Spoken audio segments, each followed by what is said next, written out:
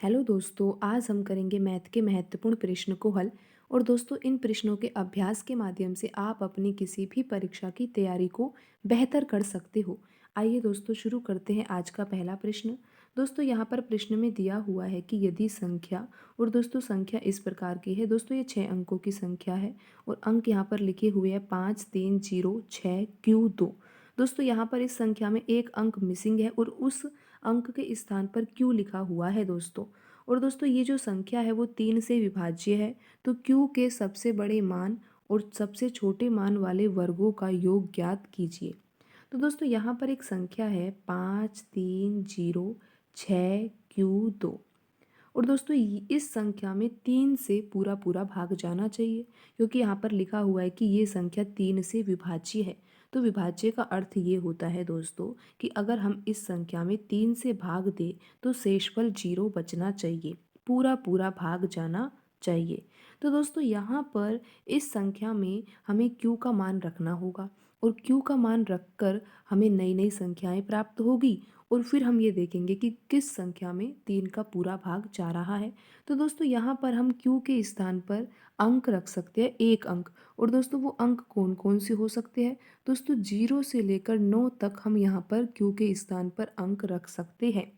और दोस्तों, आपको यहाँ पर ये पता होना चाहिए कि 3 से विभाज्यता का नियम क्या होता है। दोस्तों, 3 से विभाज्यता का नियम ये होता है कि इस संख्या के हम अंकों का योग करें और अंकों का जो योगफल आएगा उसमें 3 का भाग पूरा पूरा जाना चाहिए। जैसे कि दोस्तों, एक संख्या है 243, और अगर आप इस संख्या के अंकों का योग करते हो, जैसे कि 2 + 4 + 3, तो दोस्तों यहाँ पर जो योगफल आएगा इस संख्या के अंकों का योग, दोस्तों आप यहाँ पर देख सकते हो 2 और 4 6, 6 और 3 कितना हो जाएगा 9।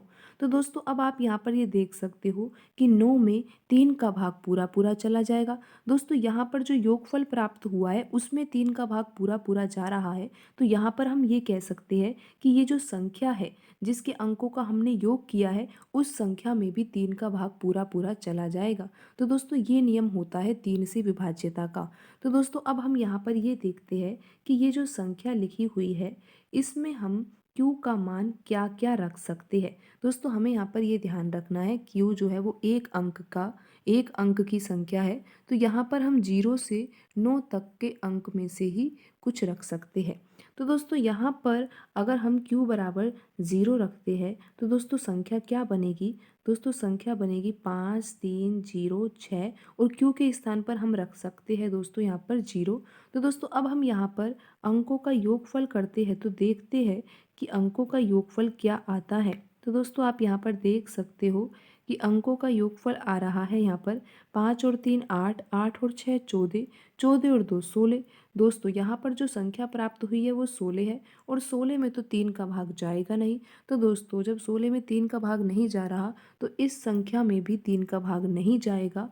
और दोस्तों, क्यू का मान 0 नहीं हो सकता है, क्योंकि दोस्तों क्यू का मान 0 है तभी तो यहाँ पर 3 से भाग नहीं जा रहा है पूरा पूरा। तो क्यू का मान 0 तो हो नहीं सकता। तो दोस्तों, हम यहाँ पर ये देखते हैं कि क्यू के स्थान पर हम और कौन सा अंक रख सकते हैं। दोस्तों, क्यू के स्थान पर हमें 0 से 9 तक के अंक रखने हैं। तो 0 तो हमने रख ही लिया है, और 0 से हमने ये ज्ञात किया कि उस संख्या में 3 से भाग पूरा पूरा नहीं जा रहा है। दोस्तों, अब आप यहाँ पर सरल तरीके से करने के लिए यहाँ पर पहले से इन अंकों को जोड़ दीजिए दोस्तों। तो 5 और 3 8, 8 और 6 14, 14 और 2 दोस्तों 16, और 16 प्लस लिख दीजिए आप क्यू। तो दोस्तों, क्यू के स्थान पर अगर आप 0 रखते हो तो यहाँ पर हो जाएगा 16 + 0, और बराबर आ जाएगा दोस्तों 16। तो दोस्तों, 16 में तो भाग जा नहीं रहा है 3 का। तो दोस्तों, अब आप यहाँ पर रख सकते हो क्यू के स्थान पर 1। तो दोस्तों, क्यू के स्थान पर 1 रखोगे तो यहाँ पर 17 आएगा। दोस्तों, 17 में भी 3 का भाग नहीं जा रहा है। तो दोस्तों, अब आप यहाँ पर क्यू के स्थान पर क्या रखोगे? 2 रखते हो दोस्तों, तो यहाँ पर 16 और 2 हो जाएगा 18। और दोस्तों, 18 में 3 का भाग चला जाता है। तो दोस्तों, अगर हम इस संख्या में क्यू के स्थान पर 2 रखते हैं तो दोस्तों संख्या तो ये बनेगी, और इस संख्या में 3 का भाग पूरा पूरा चला जाएगा। तो दोस्तों, क्यू का यहाँ पर हमें बड़ा मान और छोटा मान निकालना है। तो दोस्तों, क्यू का सबसे छोटा मान तो यहाँ पर क्या आ गया? क्यू बराबर 2 आ गया है। तो दोस्तों, अब हम यहाँ पर ये देखते हैं कि क्यू का बड़ा मान हम क्या रख सकते हैं। तो दोस्तों यहाँ पर हम एक बार योगफल कर लेते हैं। तो योगफल तो कितना आया था दोस्तों, यहाँ पर 16 आया था और 16 प्लस क्यू। तो दोस्तों क्यू का मान जब हमने 2 रखा था तो यहाँ पर 16 प्लस 2 कितना हो गया था 18, और 18 में 3 से भाग चला गया था। तो दोस्तों q बराबर 2 ये तो छोटी संख्या है, छोटा मान है q का। तो दोस्तों बड़ा मान कितना हो सकता है दोस्तों, मैक्सिमम तो यहाँ पर हम q बराबर 9 रख सकते हैं। तो दोस्तों अगर हम यहाँ पर q के स्थान पर 9 रखते हैं तो 16 प्लस 9 कितना हो जाता है दोस्तों, 16 प्लस 9 तो 25 होता है।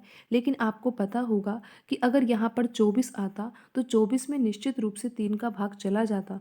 तो दोस्तों यहाँ पर अगर हम q के स्थान पर 8 रखते हैं तो 16 और 8 कितना हो जाएगा, 24 हो जाएगा, और 24 में 3 का भाग पूरा पूरा चला जाएगा। तो दोस्तों q का मैक्सिमम मान कितना आ रहा है, यहाँ पर 8 आ रहा है, और q का छोटा मान कितना है 2। तो दोस्तों आपको यहाँ पर ये तो पता लग ही गया है कि q का यहाँ पर हम जो मान रख रहे हैं उसमें से छोटा मान तो कितना है 2 है, और बड़ा मान कितना है दोस्तों 8 है। दोस्तों आगे प्रश्न में हमसे पूछा गया है कि q के सबसे बड़े मान और सबसे छोटे मान वाले वर्गों का योग ज्ञात कीजिए। तो दोस्तों अब आपको यहाँ पर छोटा मान जो आया है उसका वर्ग निकालना है। तो वर्ग निकालने के लिए दोस्तों आपको 2 का वर्ग करना होगा। 2 का वर्ग होगा दोस्तों 4, और दोस्तों बड़ा मान कितना है 8, और 8 का वर्ग कितना हो जाएगा दोस्तों, 8 का वर्ग हो जाएगा 64। और दोस्तों आपको इन वर्गों का क्या ज्ञात करना है, योग ज्ञात करना है। तो दोस्तों जब हम 4 और 64 को जोड़ेंगे तो बनने वाली संख्या अब क्या होगी दोस्तों, 68 होगी।